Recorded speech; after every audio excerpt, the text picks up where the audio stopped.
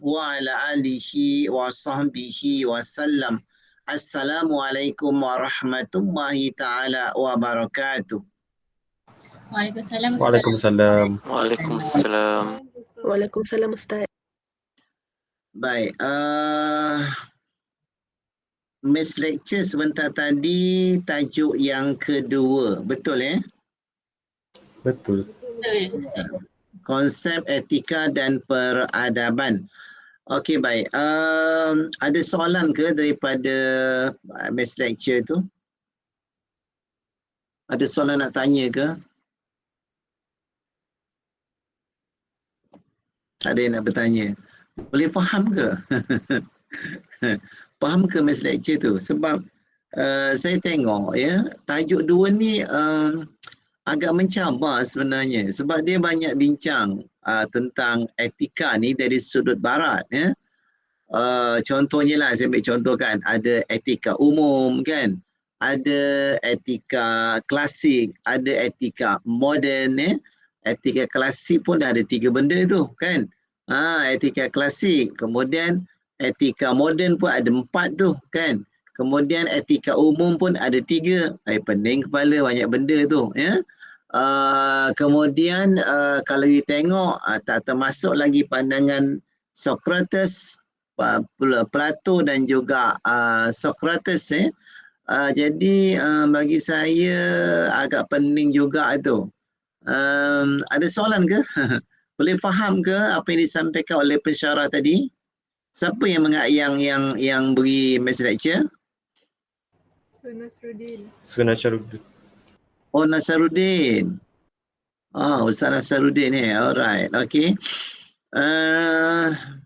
Tadi nak tanya faham Mungkin Ustaz Nasaruddin dia orang falsafah, dia boleh jelaskan dengan apa mudah kot Okey, kalau tak ada masalah, cuma saya nak sentuh sikit je lah kan. Ustaz Nasaruddin tadi ada sebut tak berkenaan dengan akhlak Islam? Ada, tapi dia general sahaja. Okey, baik. Kalau kamu tengok dia antara 2 falsafah tu Yang pertama etika dari perspektif barat dia ada yang saya sebut tadi itulah kan. Dia ada teori etika umum, teori etika klasik dan teori etika moden Baik. Kemudian bila kita tengok pada akhlak dan bagi saya lah akhlak terlalu simple, very very simple compare dengan teori-teori etika barat yang begitu banyak dan memeningkan kepala. Bagi saya lah, itu tak tahu pandangan kamu semualah kan, maybe kamu boleh faham dengan mudah kan. Tapi bagi saya lah saya melihat bahawa bila kita cerita tentang etika Islam, maksudnya akhlak kan, very very simple kan. Dia bukan sesuatu yang terlalu complicated macam mana barat adanya etika deskriptif, adanya etika normatif, adanya etika analisis Kemudian bila sampai pula kepada teori etika klasik, adanya teori utilitarianism, adanya teori universalism, adanya teori institutionalism, adanya pula teori etika moden, iaitulah teori etika rationalism, teori etika free will, teori etika positivism dan teori etika relativism kan.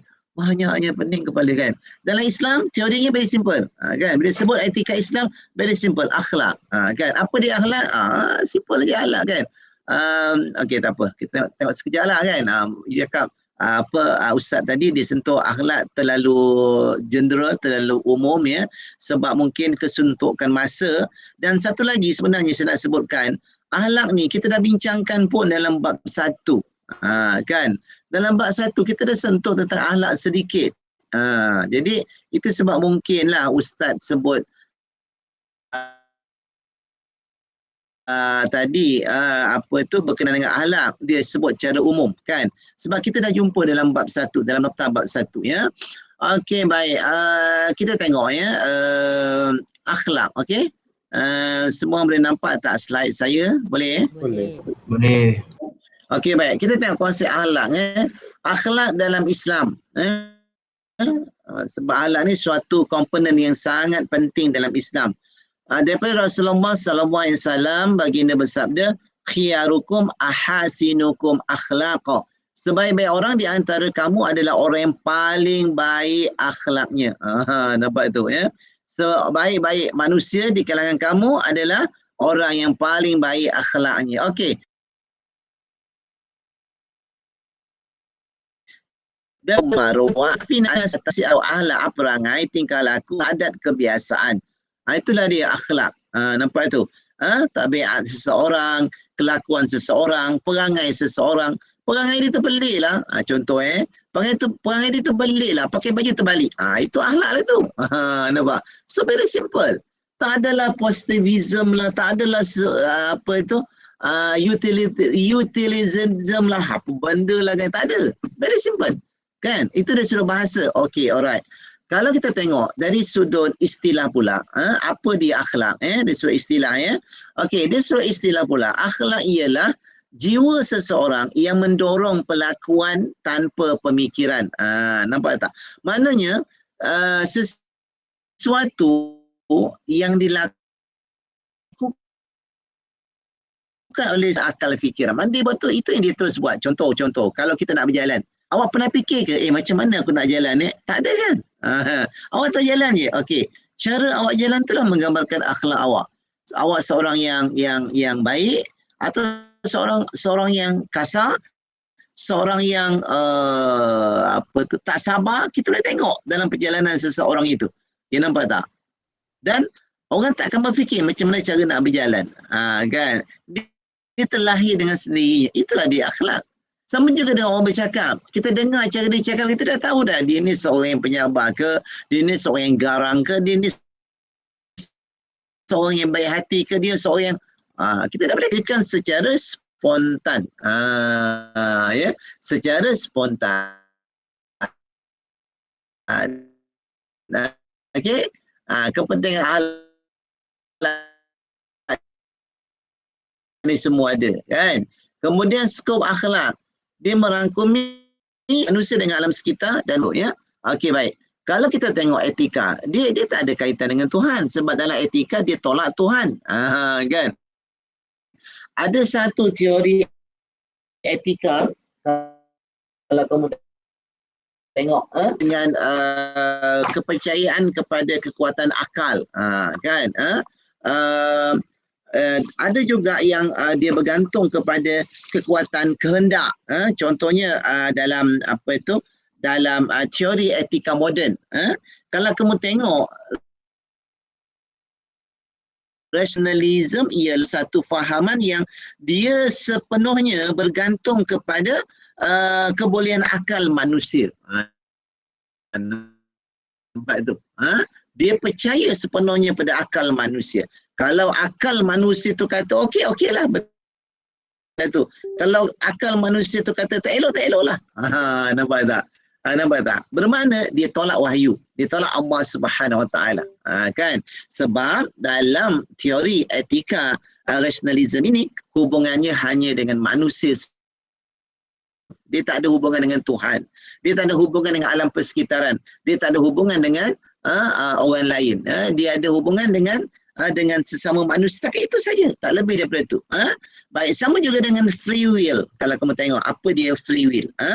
Free will pula kalau kita tengok ialah dia memberi terus kebebasan kepada manusia. Nampak? Maknanya apa yang manusia fikir, apa yang manusia rasa nak buat, dia bebas nak buat. Dia nampak tak? Tak ada langsung bersangkutan dengan Tuhan. Kan? Maknanya dia tolak Tuhan. Berbanding dengan skop akhlak dalam Islam, memang akhlak ni dialah salah satu daripadanya hubungan dengan Tuhan. Kita bersolat, kan? Kita berdoa, betul? Ya, itu semua ada kaitan dengan Tuhan. Kita buat jahat pun ada kaitan dengan Tuhan. Iaitulah orang buat jahat, Allah sediakan ganjaran yang jahat. Kan? Nampak tak? So tapinya yang penting yang saya nak sampaikan dekat sini bahawa bila kita sebut akhlak, very simple. Kan? Dia tak pening kepala. Kan? Okey, baik. Matlamat akhlak Islam, apa dia? mensucikan jiwa, menyebabkan seseorang itu berkelakuan baik kan. Dengan akhlak mengukuhkan iman seseorang kan, dengan akhlak menjauhkan diri kita daripada melakukan kesesatan dan kemungkaran. Nampak tu. Jadi maknanya akhlak Islam ni very simple, very sangat-sangat cantik kan. Okey, kedudukan akhlak Islam pula apa dia? Antaranya kalau kita lihat, akhlak inilah sebab Rasulullah diutuskan. Kenapa? Sebab Rasulullah adalah seorang yang sangat tinggi nilai akhlaknya. Innaka la'ala khuluqin azim. Sesungguhnya engkau wahai Muhammad mempunyai akhlak yang sangat tinggi. Ya. Dan kemudian satu lagi kalau kita lihat ya, akhlak ini antara sebab kenapa kita dimasukkan dalam syurga. Penting. Nampak tu. Tapi etika dan moral dia tak fikir benda ni. Sebab dalam etika dan moral dia tolak agama. So dia tak percaya pada syurga dan neraka. Itu sebab kenapa kalau kita lihat etika dalam teori etika tu cacar marbak kan. Teori etika tu dia macam pening macam tu lah, macam serabut kan. Sebab dia bukan teori untuk orang yang beriman. Macam tu ya. Baik, ciri akhlak Islamiah bersifat mutlak, lengkap dan sempurna, sederhana dan seimbang, kemudian menyeluruh. Kan dia menyeluruh. Contohlah menyeluruh kan ya. Allah Taala sebut dalam Al-Quran wala taqrabuz zina. Jangan hampiri kepada zina. Mana umum. Zina mata, zina tangan, zina kemaluan, zina fikiran dan sebagainya. Sebab zina ni banyak kan. Zina ni banyak. Bukan zina yang kita faham tu je. Kan. Mata kita pun boleh berzina. Tangan kita pun boleh berzina. Itu dalam bentuk yang menyeluruh. Kemudian antara ciri akhlak Islam juga ialah dia baik dalam melaksanakan sesuatu perbuatan, memastikan setiap yang kita buat itu dalam keadaan yang baik dan sempurna ya. Okey, baik, jelas tak? Kan, saya rasa jelas kan, nampaklah kan ya.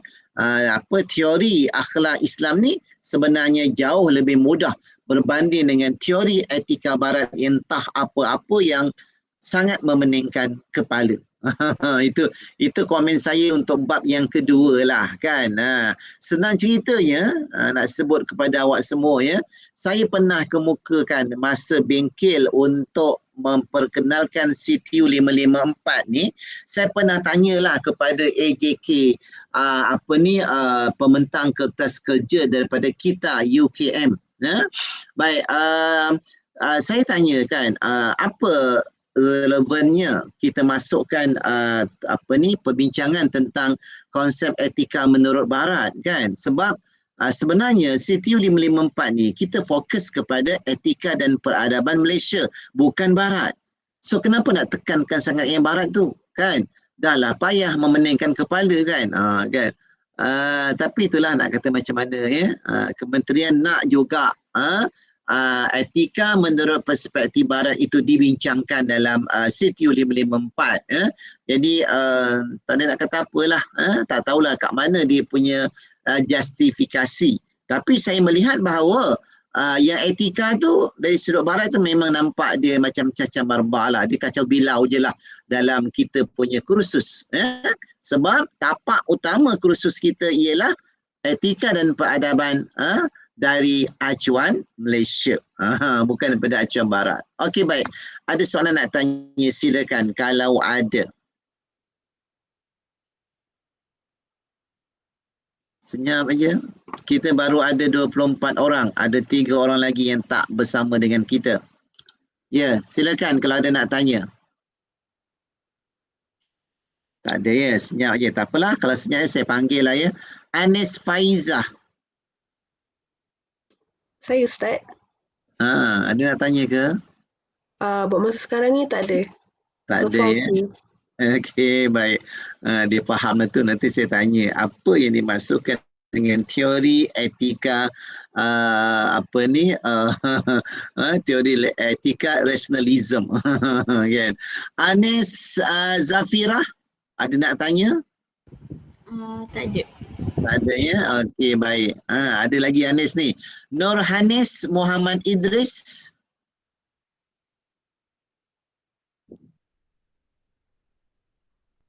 Ya, Nurhanis Muhammad Idris.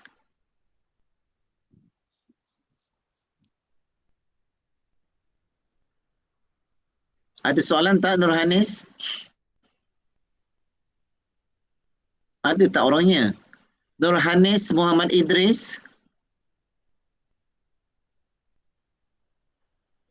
Saya dah panggil 3 kali ya. Okey, saya dah panggil 3 kali. Nurhanis Muhammad Idris. Macam mana mic boleh rosak? Minggu lepas saya ada minta tak? 3 orang yang menulis. Ada tak? Minggu lepas. Ada tak? Tak ada ke? Grup minta ada ke? Ada rasanya. Saya minta 3 orang menulis. Senyap semua. Nur Syamimi. Nur Syamimi. Ya. Nur Syamimi, ada tak minggu lepas saya minta 3 orang menulis? Kalau tak silap saya, rasanya tak ada. Tak ada ya? Betul ke? Rasanya tak ada. Tak ada ya? Okey, tak ada. Tak apalah. Kalau tak ada, tak apa. Okey, ya. Alia. Oh, Alia. Mana Alia, ada tak? Ya. Alia. Ya, okey. Ada nak tanya ke? Tak ada. Minggu lepas saya ada minta tak 3 orang menulis sesuatu? Setahu saya tak ada. Tak ada ya? Pasti ya? Pasti. Okey, baik. Zahin Hafiz. Zahin Hafiz ada Ya, tak? saya. Okey, Zahin. Sekejap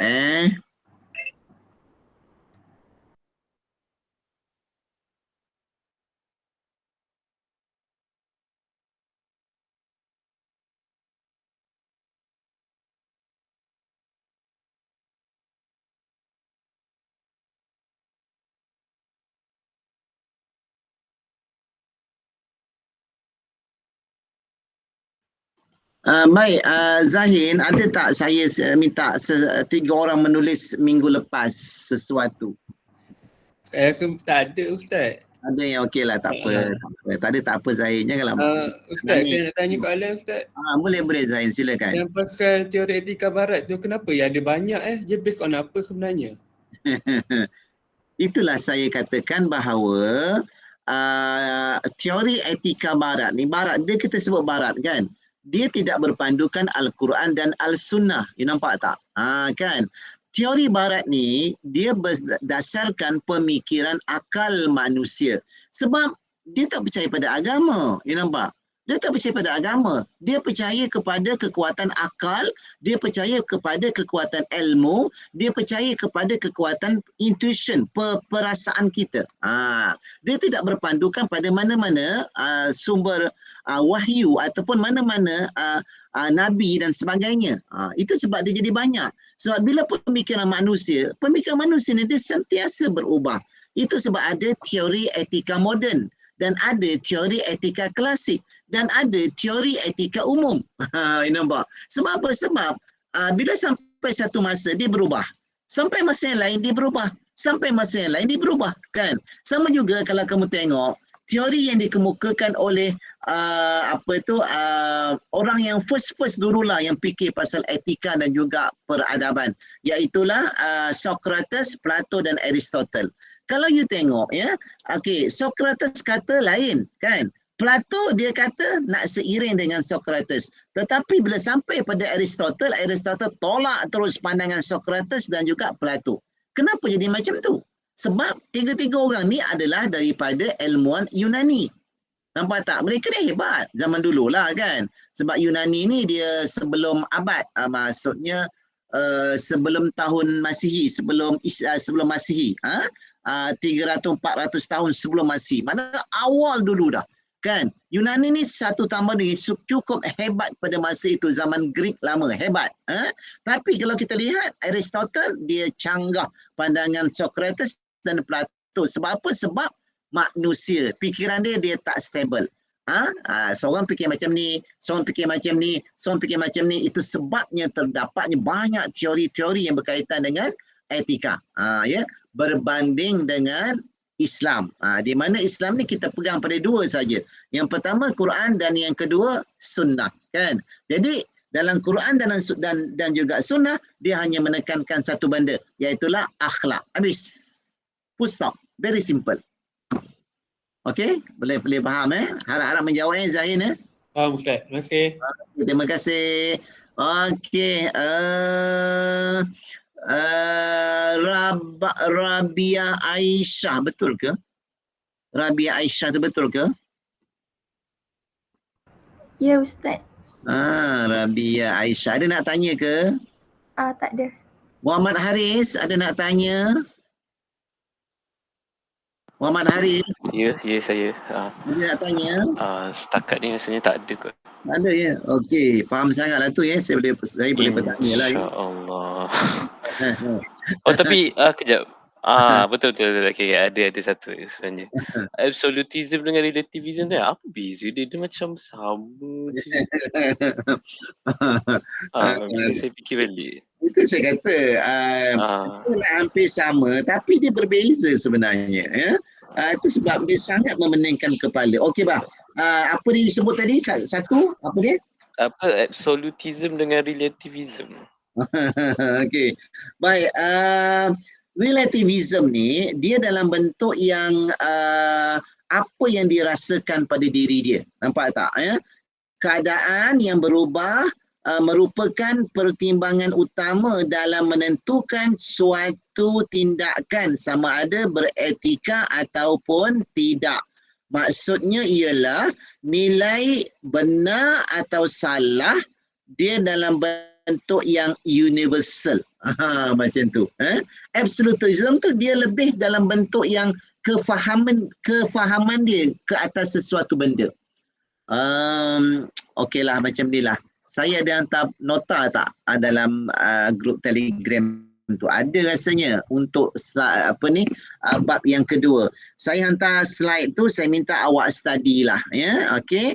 Awak study and then kalau rasa macam tak boleh juga nak faham, kita bincang lagi pada minggu depan, okey. Kalau faham, okeylah kan sebab dalam soalan objektif pun dia tak tanya banyak sebab teori-teori barat ni memang memeningkan kepala. Dalam soalan test akhir nanti pun dia tak tanya banyak dalam bab yang kedua ni. Cuma at least you kena tahulah kan sikit-sikit apa yang dimaksudkan. Apa yang dimaksudkan dengan teori-teori tersebut.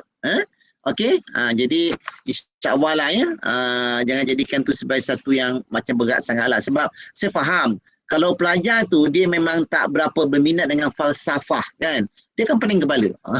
Kan? Baca tak faham. Baca apa benda lah ni. Kan? Okey. Baik, terima kasih siapa tadi terima kasih banyak Muhammad Is siapa betul ke Muhammad siapa tadi? Haris. Haris, terima kasih. Okey baik, saya teruskan tapi sebelum saya teruskan tu saya nak 3 orang tolong catatlah sebab you all semua kata saya belum minta awak mencatat. Muhammad Naim, ada tak Muhammad Naim? Saya Ustaz. Okey Muhammad Naim, saya minta awak tolong mencatat untuk saya boleh? Boleh insya-Allah. Okey, terima kasih. Nurul Huda Imanah ke? Betul ke saya sebut tu? Ya, Nurul betul Huda Ustaz. Imanah betul ya? Ya. Okey, baik awak pun saya minta tolong menulis untuk saya boleh? Okey, boleh. Okey, dan seorang lagi saya minta Dayang. Dayang Siti Nurzian apa ya? Dayang ada tak Dayang? Ada Ustaz. Dayang Siti Nur Izian. Okey. Dayang orang mana? Sabah. Oh Sabah. Sabah kat mana? KK. Oh, Kota Kinabalu.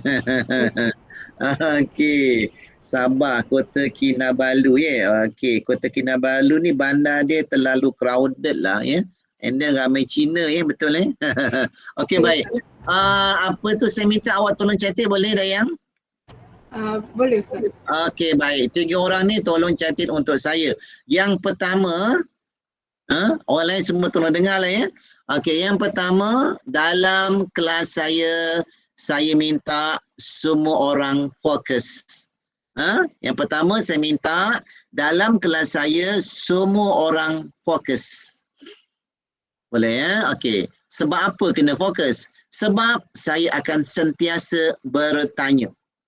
Saya akan sentiasa bertanya. Saya nak pastikan semua orang sentiasa ada bersama dengan saya. So saya akan banyak bertanya. Okey. So tolong tuliskan. Sebab minggu depan 3 orang ni akan baca sebelum kelas bermula. Kan? Alright, poin yang kedua. Apabila saya panggil nama. Ya, sebab dekat sini dia ada senarai nama ya. Apabila saya panggil nama, sila jawab dengan segera dengan buka mic dan buka kamera. Wajib lah tu. Kan? Wajib.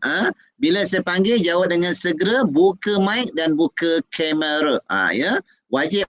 So saya minta semua orang kena bersedia. Siswi terutamanya pakaian tu kena sopan lah ya, sebab you akan buka kamera dalam kelas bila saya panggil. Wajib. Dan sebolehnya jangan sampai 3 kali lah kalau saya panggil tu. Jangan 3 kali saya panggil, sebab kalau 3 kali tu saya anggap you dah tak hadir lah pada hari tu. Hello. Ya, hello. Selamat pagi.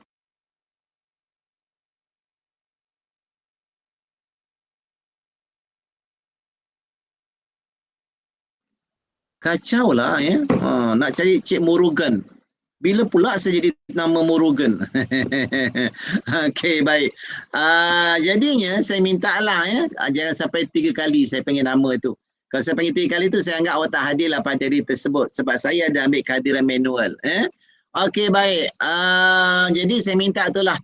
Bila saya panggil, buka mic dan buka kamera ya.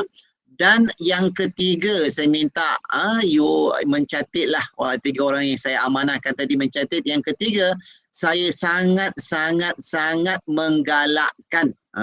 Ya, 3 kali sangat tu. Kan? Saya sangat menggalakkan pelajar buka kamera sepanjang pembelajaran dengan saya. Sebab tak lama, lebih kurang 40-45 minit je kelas saya. Ya. Sebab apa saya nak awak buka sepanjang pembelajaran? Sebab dari situlah saya boleh kenal awak. Kan, nampak wajah awak kan. Nampak awak buat apa kan. Kalau sekarang ni saya cuma nampak nama, nampak N, nampak S, nampak H, nampak A, nampak Z. Tak nampak awak pun. Macam mana saya nak kenal pelajar saya? Ya. Saya tak wajibkan. Sebab saya tahu ada akan banyak alasan-alasan akan dikemukakan nanti. So saya tak wajibkan. Saya nak orang volunteer je lah. Jadi so jangan kata saya wajib. Saya tak wajibkan. Bila awak sering buka kamera itu, tak langsung saya akan mudah ingat nama awak, mudah ingat muka awak. Okey, insya-Allah lah nanti banyaklah ya rahmat dan syafaat yang saya boleh bagikan. Okey, baik. Itu saja 3 perkara, tolong catat dan ingat next week sebelum kelas 3 orang ni akan bacakan balik. Boleh ke? Dayang boleh? Dayang pun dah hilang. Dayang boleh tak? Okey, boleh ya. Alright, terima kasih. Kita akan terus pergi kepada assignment. Ya, kita nak terus pergi kepada assignment. Saya dah pun saya dah pun postkan panduan assignment. Ya, saya dah postkan panduan assignment di grup Telegram ya. So saya minta semua pelajar dah tahulah kan, dalam kepala dia dah, you all dah boleh dapat bayangkan lah macam mana assignment yang you akan buat lah, you kena buat. Okey, baik. Kita tengok sekejap. Okey, saya pancarkan sekarang ni. Semua boleh nampak tak panduan assignment? Boleh. Terima kasih banyak. Semua boleh nampak ya. Panduan assignment. Okey, kita tengok balik penilaian berterusan kita ada 3 komponen. Ya, ada 3 komponen. P1 30% markah, iaitulah kertas kerja. P2 30% markah untuk pembentangan. P1 dan P2. Okey. 30% apa ni pembentang markah besar tu, dan P3 ialah ujian akhir 40%. Baik, kalau kamu tengok dekat markah tu pun kamu dah nampak dah. Kan, ya. P1 dan P2 ni penting sebab kat situlah kamu boleh tahu kamu lulus atau gagal. Sebab markah untuk lulus cuma 50 kan. P1 dan P2 dah ada 60 dah. Makna kat situ pun kamu dah boleh dapat lulus dah sebenarnya. Kalau kamu committed lah. That's why saya nak sebutkan bahawa saya memang sangat-sangat saya sangat nak pelajar saya skor dekat P1 dan P2. Sebab apa saya kata macam tu? Sebab P3 ujian akhir ni dia sesuatu yang payah. Macam belajar tajuk 2 ni lah. Macam belajar tajuk ni lah, konsep etika dan peradaban. Tajuk 2 ni. Kan, payah betul lah nak faham apa tu teori etika tu. Tak tahulah, awak mungkin mudah kot, awak orang bijak kan. Orang macam saya ni memang saya cakap sungguh lah. Tajuk 2 ni memang saya cukup tak suka lah. Kan. Sebab macam payah sangat. Saya baca tak faham-faham kan. Faham-faham sekejap lepas tu lupa balik. Jadi P3 ni macam tu lah. Kan. Dia payah. Ujian akhir ni payah. Jarang pelajar skor dapat 30/40. Jarang. Walaupun ada. Tapi tak ramai. Majoriti pelajar dapat skor 25 hingga 30 sahaja. Majoriti. Tak lebih lah. Itu pun yang dapat skor. Kan? Ramai juga yang bawah 25. Kalau you dapat bawah 25, you rugi banyak tu. Kan? Untuk ujian akhir. Saya cakap sungguh dengan awak semua. Memang dalam menggubal soalan ujian akhir ni, memang semua pensyarah buat soalan sangat tough. Sebab apa ya sangat tough? Sebab kita tahu pelajar akan buka buku rujukan. That's why kita buat yang tough. Supaya you buka buku rujukan pun you takkan dapat jawapan dengan mudah. Itu maksudnya. Jadi oleh sebab itulah bagi saya lah kan, saya tak meletakkan, saya tidak menyandarkan suatu pengharapan lah ya untuk P3 ni pelajar dapat skor. Jadi saya minta pelajar saya skor dekat P1 dan P2. Ya. So kena beri lebih perhatian lah. Baik, seterusnya ialah kertas kerja. Apa yang perlu ada dalam kertas kerja? Ada 5 komponen. P1, komponen yang pertama ialah pengenalan atau pendahuluan. Okey, untuk pengenalan dan pendahuluan ni cukup dengan 2 muka surat. 2 muka surat je lah, tak banyak. Sebab pengenalan ni dia just nak cerita je apa yang idea yang you ada, yang you nak sampaikan dalam you punya assignment. That's all. Itu je. Tak banyak pun. Kan? You nak cerita apa sebenarnya? Itu dia punya main point. You nak cerita apa? Itulah yang you masukkan dalam pengenalan secara sinopsis. Nampak? So panjang dia maksimum 2 muka surat atau 2,5 muka surat. Maksimum lah tu. Jangan sampai 3 muka surat. Wasting time. Buat 4 muka surat. Saya tolak markah pula dah. Sebab banyak sangat. Pengenalan tak perlu banyak. Yang perlu banyak isi dan huraian. Yes. Isi dan huraian biasanya saya nak 7 poin. Pada setiap poin, pada setiap tajuk tu saya nak 7 poin. Biasanya lah kan. Jadi isi dan huraian ni lah perlu banyak. Kan banyak ya. Dia kira macam dia minimal 15 muka surat. So untuk isi dan huraian ni dia tak kira lah berapa muka surat lain nak letak kan.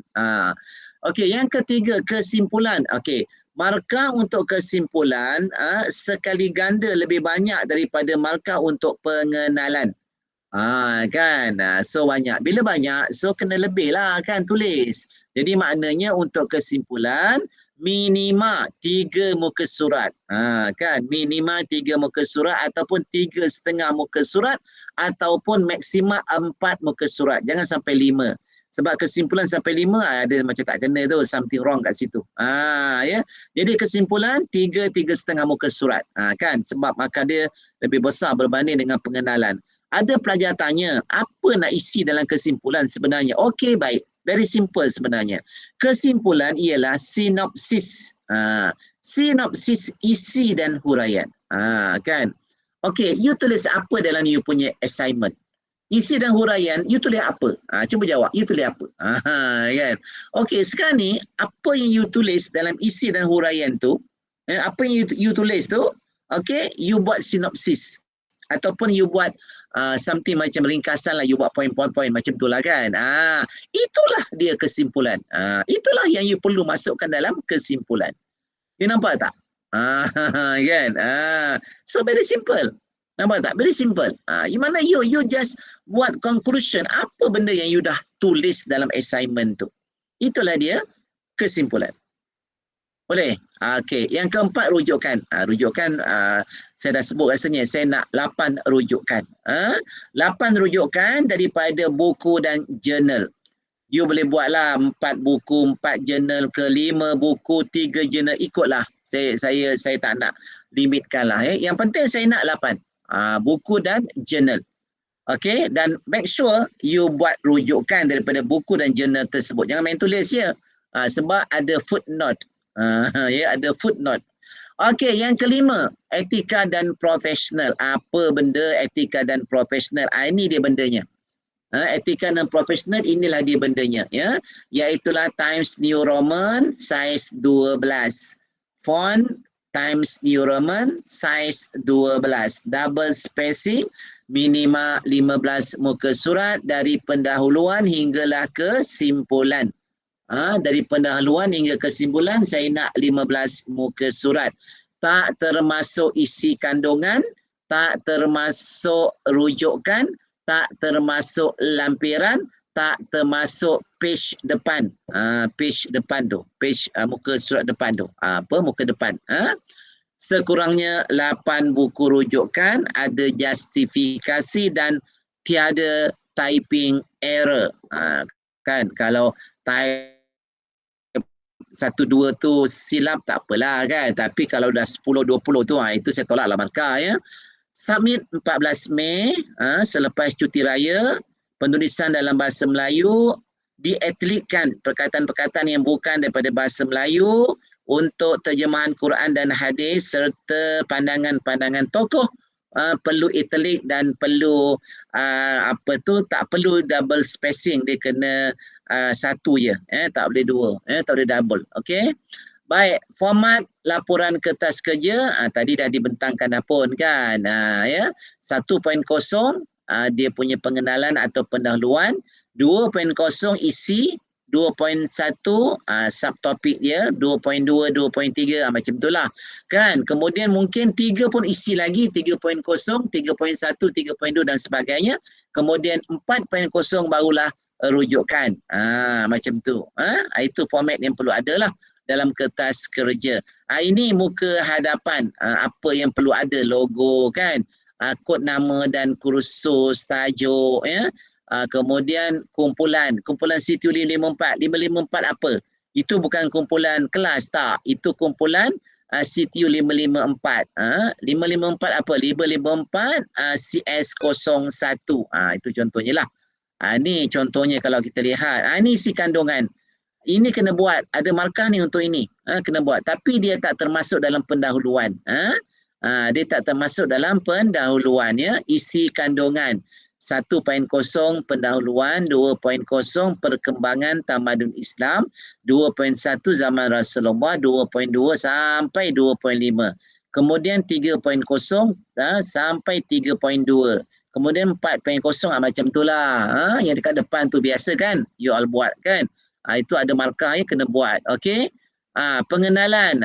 Ini dibuat pengenalan tak sampai 1 muka surat pun. Saya nak 2 muka surat. Atau 2,5 maksimum. Kesimpulan 3 muka surat. Ni contohlah. Rujukan guna APA style. Macam mana APA style? Okey, buka buku.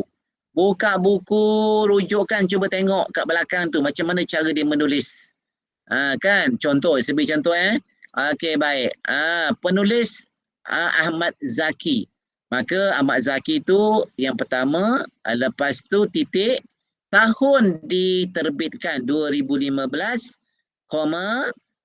tajuk buku Tamadun Islam dan Tamadun Asia, kemudian tempat terbitan Selangor, titik 2 bertindih, nama penerbit. Itulah dia APA system. Okey, saya rasa semua dah faham tu. Kemudian lampiran tak termasuk page. Maknanya dia tak boleh dikira lah sebagai page lah ya. Dan last sekali ialah rubrik pembentangan. Okey, lepas buat assignment nanti saya akan bincang balik yang inilah. Jadi buat sementara ni kita tinggalkan dulu, tapi at least lah ada dalam pemikiran kamu ya, masa pembentangan ada 5 komponen lah yang perlu diambil perhatian. Yang pertama susunan pembentangan, yang kedua penyampaian, yang ketiga kreativiti, yang keempat kemahiran berpasukan, dan yang kelima idea dan juga pemikiran kritis. Itu yang kita akan bincanglah dalam pembentangan P2 pada minggu yang ke-6. Sebab minggu ke-6 tu consider kita dah bentang dah, kan? Ya. Minggu ke-6 tak silap saya selepas 14 Mei ke?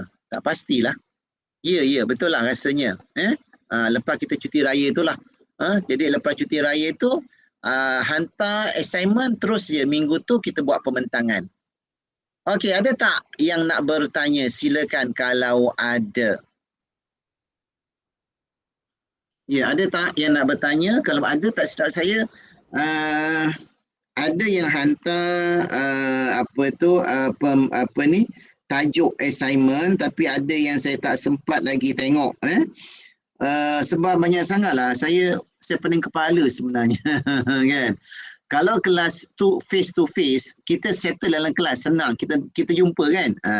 Bila you hantar tajuk-tajuk ni kat dalam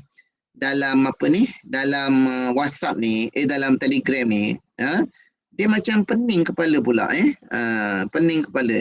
Ada yang saya dah tegur, ada yang baru nak hantar, jadi saya confused mana satu ya. Tapi tak apalah ya. Saya cuba tengok yang saya belum komen tu, saya cuba tengok and then nanti mana yang saya boleh perbetulkan saya perbetulkan ya. Okey. Okey, baik. Ni saya komen ni. Ni tak tahu kumpulan mana ni. Dah buat pembetulan ke belum ni? Kumpulan Nordanisha. Peranan etika dan peradaban dalam mendukung tanggungjawab sosial. Kan? Tajuk tu pun dah tak berapa nak kena. Sebab you buat tu, tajuk tu pun sama macam mana tajuk dalam kita punya syllabus. Itu dah tentu punya salah. Nampak tak? Okey? Okey, maybe you boleh buat dalam bentuk yang lain lah. Kan? You ubahlah tajuk tu. Kan? Tanggungjawab sosial, dia banyak sebenarnya. Kan? Membentuk rakyat Malaysia yang bertanggungjawab terhadap masyarakat. Contohlah kan. Kan? Okay, you boleh create. Bukan you ambil tajuk syllabus you letak kat situ. You kata inilah you punya assignment. Nampak sangatlah tak betulnya tu. Kan? Okey, baik. Kemudian ni Rabiah. Rabiah, implikasi teknologi maklumat dan komunikasi dalam pelbagai aspek terhadap masyarakat Malaysia. Okey, tajuk tu saya terima tak? Rabiah, siapa lagi guru? Terima Ustaz. Saya terima ya. Saya komen apa, ada tak saya komen? Ustaz minta tambah lagi 3 isi, 3 poin. Okey, itu je ke? Itu je. Okey, baik. Okey, baik. Okey. 1.0 pengenalan. Okey, pengenalan ni you kena cerita worldview, you kena cerita tak banyak, you kena cerita secara ringkas tentang ICT. You kena cerita seberingkas tentang ICT, teknologi maklumat ni apa benda dia. Secara umum ICT di Malaysia secara umum. Itu 1.0 dia punya pengenalan. Okey, 2.0 2.0 dia bukan konsep apa ni you buat kat sini, konsep dan definisi. Apa dia konsep dan definisi, tak faham lah ya. Yang saya sekarang ni 2.0 tu definisi tak perlulah, saya tak naklah definisi, tak perlu bagi saya. You terus masuk je implikasi teknologi teknologi maklumat dan komunikasi dalam masyarakat Malaysia. You terus masuk je. Okey, itu dia. Okey, 3.0 tu lah itu masuk, you jadikan dia 2.0 terhadap masyarakat terhadap masyarakat rangkaian. Apa maksudnya? Terhadap sistem ekonomi dalam masyarakat itu okey. Terhadap masyarakat rangkaian tu apa? Terhadap aktiviti perancangan negara, terhadap budaya. Boleh jawab saya tak? Apa tadi terhadap rangkaian tu apa benda? Terhadap pendidikan, Lah, mana ada orangnya? Senyap pula. Mana orangnya tadi? Grup ni, saya masih bincang dengan awak. Dah tak respon dah. Ada Ustaz. Apa maksud tu? Yang mana ya Ustaz tadi? Yang 3.0 tu, awak tulis kat situ terhadap masyarakat rangkaian. Implikasi terhadap masyarakat 3.0, 3.1 terhadap masyarakat rangkaian. Apa benda rangkaian tu? Saya rasa masyarakat sebagai Jangan saya rasa sebab awak yang buat, kena pastilah.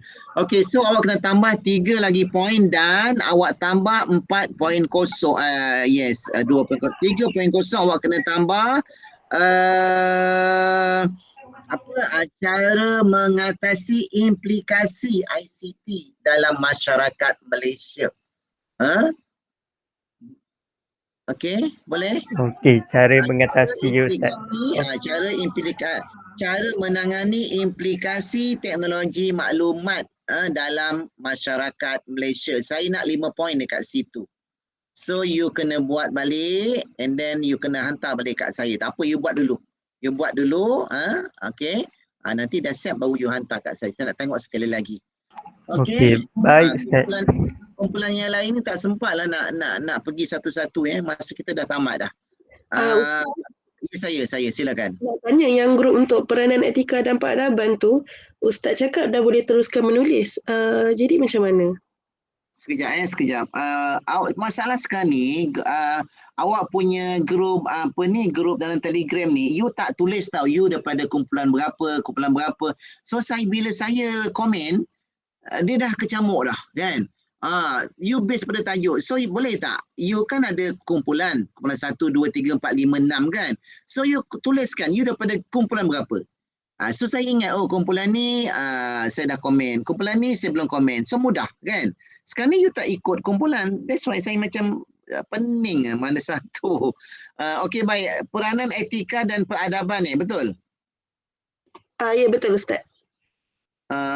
Tengok yang awak pun tak ada kumpulan, so saya pun keliru sekejap. Ni Nur Danisha ke? Bukan, saya ahli kumpulan yang tu juga. Kan you ahli kumpulan ni. Okey, betul lah tu. Alamak. Betul lah sayang, awak satu kumpulan. Alah, awak ni pun. Peranan etika dan peradaban dalam mendukung tanggungjawab sosial.